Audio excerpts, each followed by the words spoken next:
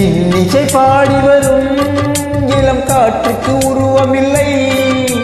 காற்றலை இல்லை என்றால் ஒரு பாட்டொலி கேட்பதில்லை.